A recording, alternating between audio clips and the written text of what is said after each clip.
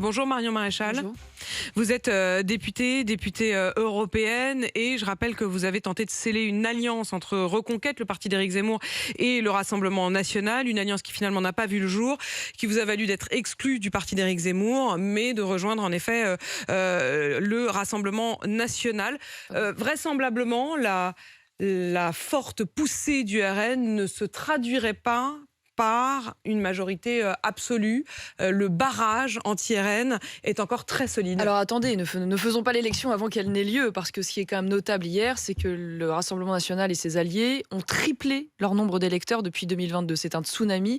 On est arrivé à 12 millions d'électeurs avec une participation record. Donc moi, je ne suis pas sûre que le cirque des désistements et le petit cirque antifasciste qu'on vit maintenant depuis une semaine réussissent à endiguer cette vague massive. Parce que ce que les macronistes, en faisant des alliances douteuses aujourd'hui avec le nouveau Front populaire, ou les LR en se compromettant dans le nini, refusent de voir et refusent d'entendre surtout, c'est que si les électeurs aujourd'hui ont massivement voté pour ce bloc national, c'est parce qu'ils veulent une réponse sur l'immigration, ils veulent une réponse sur la sécurité, ils veulent une réponse sur le pouvoir d'achat.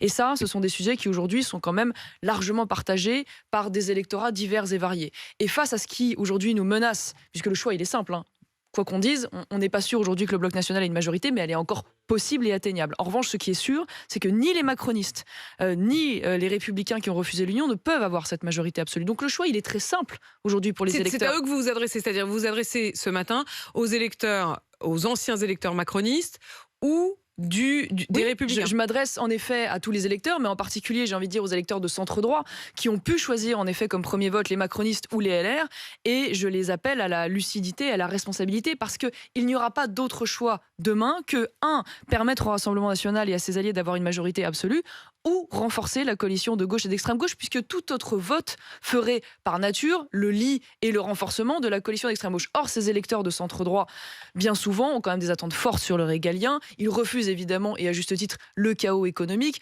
encore davantage le chaos migratoire et sécuritaire. Et donc, à partir de là, je les invite finalement à faire le choix qui correspond le mieux à leurs attentes. Et j'irai même au-delà, j'ai envie de vous dire, moi j'en appelle à la responsabilité des candidats des Républicains. Ces candidats des Républicains qui n'ont pas choisi l'union, qui aujourd'hui ont fait le choix du nini, décident de se maintenir, je les invite à se désister une fois de plus, qu'ils prennent leur responsabilité. Ce matin, les candidats LR qui seraient arrivés en 3e position à se désister. Évidemment, quand j'entends des personnes aujourd'hui, comme François-Xavier Bellamy, s'enfermer dans le nini, refuser d'appeler à voter pour le bloc national. François-Xavier Bellamy qui hier soir disait le véritable péril, c'est l'extrême gauche. Il dit qu'il faut faire barrage à l'extrême gauche, mais tout en appelant, en disant qu'il refusant d'appeler à voter au bloc national. Je veux dire, on peut plus avoir ces pudeurs de gazelle. Il faut voir aujourd'hui ce que représente cette coalition d'extrême gauche qui allie des gens qui vont des anticapitalistes fous furieux en parlant par des antisémites notoires jusqu'à des gens qui se compromettent avec des islamistes et qui portent un projet pour la France sur le plan économique complètement délirant. Donc on peut pas, si vous voulez, quand on est